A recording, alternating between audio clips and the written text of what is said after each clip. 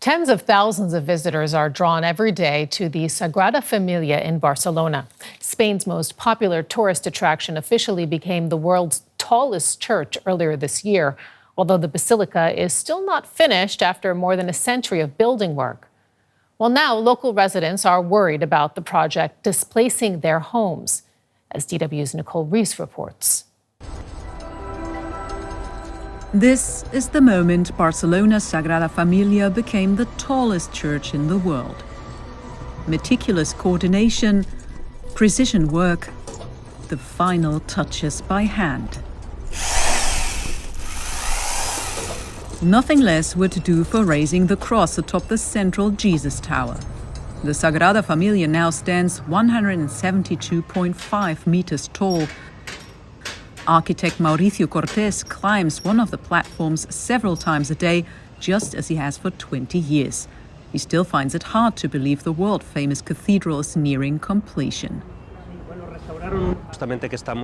Now, as we're dismantling the scaffolding, I try to go up very early in the morning to see the tower, either first thing or last thing in the afternoon. The whole process is very exciting. You gradually discover what's happened in the last few weeks. It's also a historic and a very beautiful moment.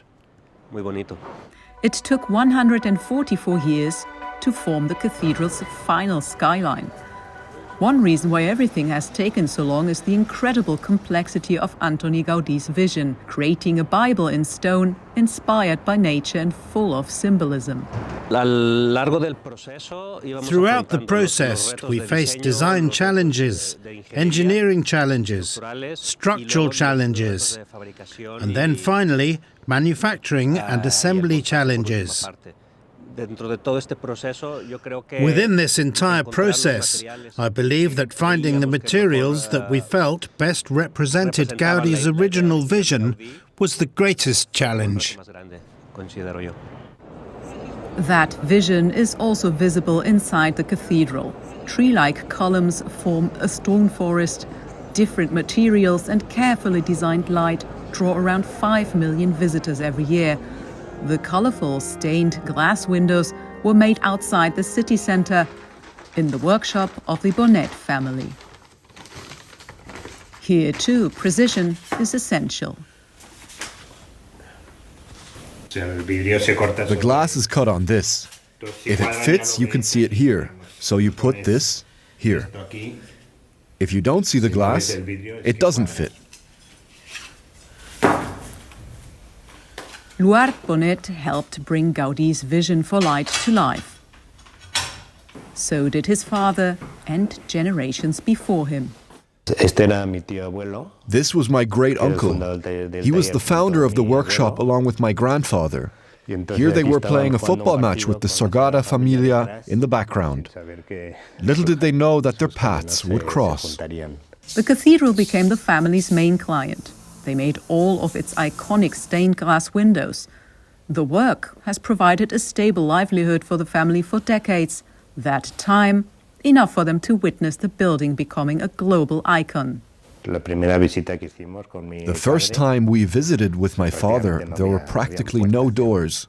There was a gate and a man there who would unlock it for you without asking any questions, just let you in. Now it's impossible.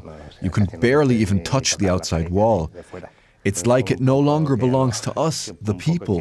It's so vast that it's slipping out of my grasp, out of our control.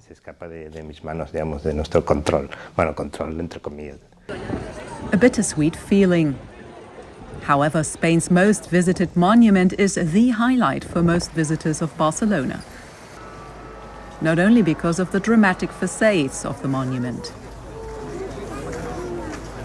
It's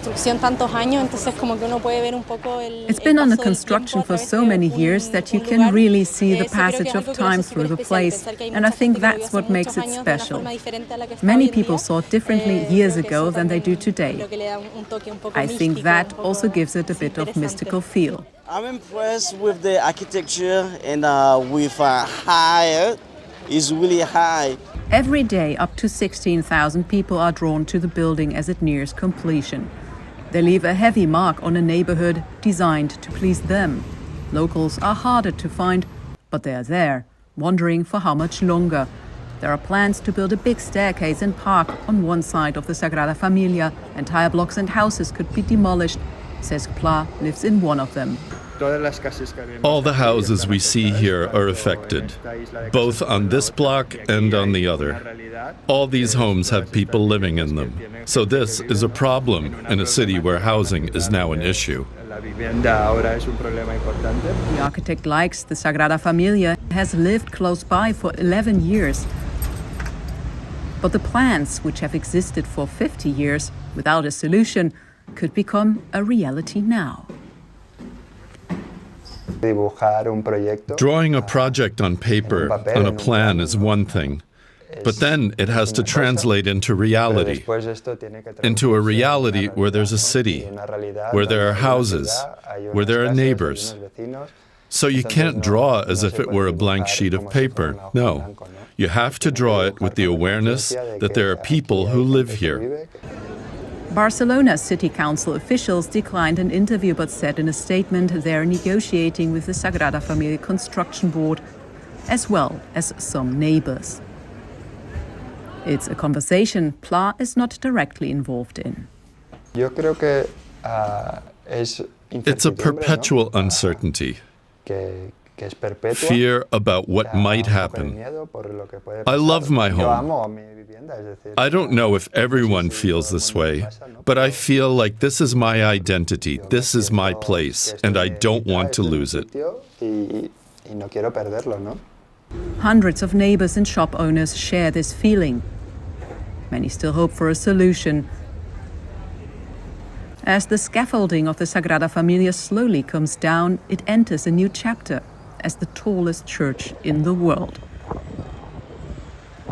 It's an unfinished masterpiece. For those living in its shadow, a masterpiece that comes at a cost. And for more, let's bring in Lorenzo Karasz. He is architect and architecture communicator specializing in Barcelona's contemporary architecture and urban development. He is director of Building Architects Barcelona. Welcome to the program, and thank you so much for your time. So tell us a little bit more about these plans for further development of the Sagrada Familia now that the main building is pretty much complete. Well, thank you. Pretty much complete. Even though the main structure is almost completed, Sagrada Familia is not really finished yet. So the next big phase, it's focusing on the so-called glory facade, which is the main entrance, and really we could say the connection that it has to the surrounding city. So that includes a large space in front of these entrances, like a forecourt, and potentially a monumental staircase. So what is important here is that there is. It's not about simply the execution of this plan, but it's, Gaudi's project, it was never fully defined in a conventional way, but it was evolving over the time. So it's being, developed now, and it's not just a continuation, but it's somehow also an interpretation of how the building should relate to the city today.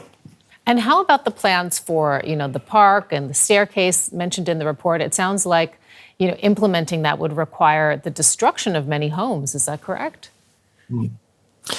Yeah. Well, I guess that's exactly where the main, what we would say, the controversy lies. So this proposed staircase I was mentioning, it will extend, on really literally on existing buildings on the other part of the street, and that would require the demolition of those residential buildings, and that will create, I think, understandable concerns about among the residents about possible evictions. And what makes it even more complex is that this staircase. There's a debate if this was even really defined by Gaudi at the time. So anyhow,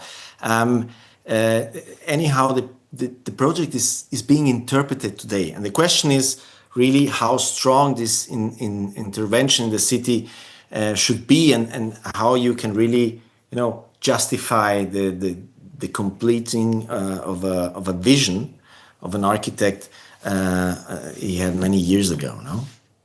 And where do you come down on that as somebody who, presumably in your line of work, you must love architecture. what do you say with regard to plans to extend the area, and how advanced is the planning at this stage?